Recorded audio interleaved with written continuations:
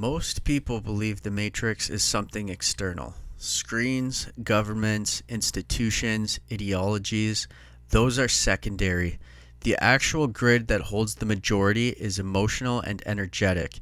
It is made of cords, psychic lines of association and influence created and maintained by our thoughts and emotions. An unresolved charge arises in the body.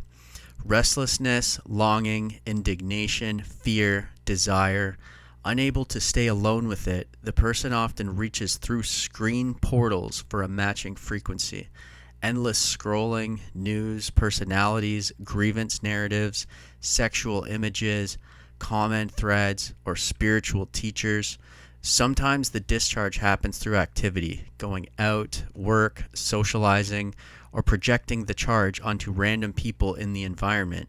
When the match is found, the charge releases just enough to bring temporary relief.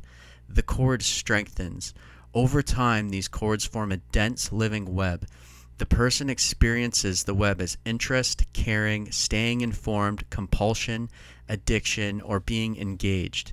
In reality, it is only often unfinished energy looking for a place to land. This is the real louche economy. The system does not need most people to be consciously evil. It only needs them to remain unconscious and leaking. The emotional output generated by that leakage becomes usable by opportunistic predators, astral entities, collective agendas, and any force that feeds on unowned human energy. The outer machinery of media and culture simply supplies endless matching frequencies so the energy keeps flowing outward instead of being metabolized within. Sex belongs at the center of this understanding. It is never casual. It is creative life force condensed in the human body. The most powerful physical act available to us, involving bonding hormones, nervous system imprinting, real vulnerability, and real risk. Even when the personality claims detachment, the body and the subconscious do not detach. Biological imprinting is real. The body keeps the record of these exchanges long after the mind has moved on. When sex is fragmented, when the personality pretends it is light or casual while the deeper layers remain involved, the imprint is incomplete. The energy is partially spent but never fully metabolized.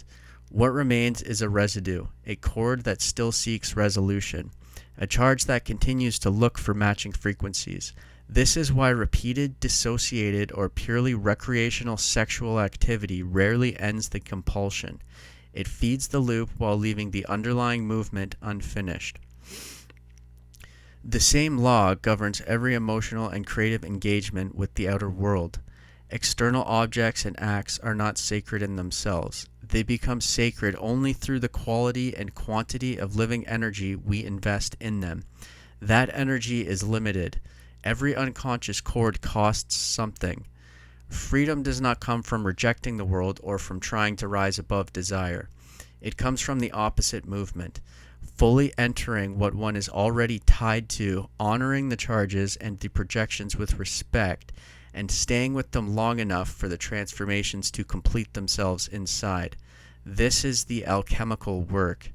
When desire is met with full awareness and sincerity, when the person is actually present, honest about the charge, and willing to feel the entire exchange without splitting off, the energy is allowed to complete its arc.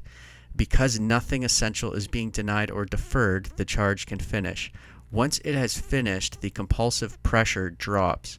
What was previously an open loop becomes a closed circuit. The same life force that had been leaking outward returns as available power inside the vessel. This is the practical key. Sincere, honest, full presence and engagement allow you to process faster and let things go cleanly. Fragmented or dissociated expression keeps unfinished business alive and creates addiction to the loop. Suppression leaves the charge intact and buried.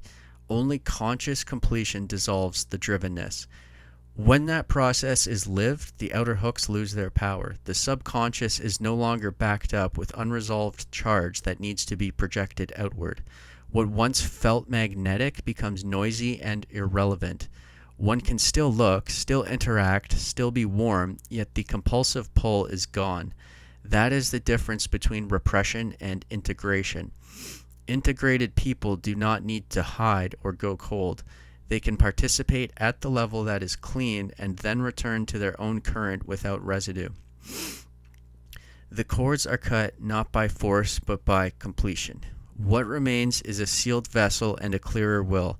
Creative energy that was previously leaking into the grid is now available for deliberate use. One becomes free to create from integrated consciousness and awareness rather than from subconscious compulsion. That is the real recovery of one's life force. That is the work.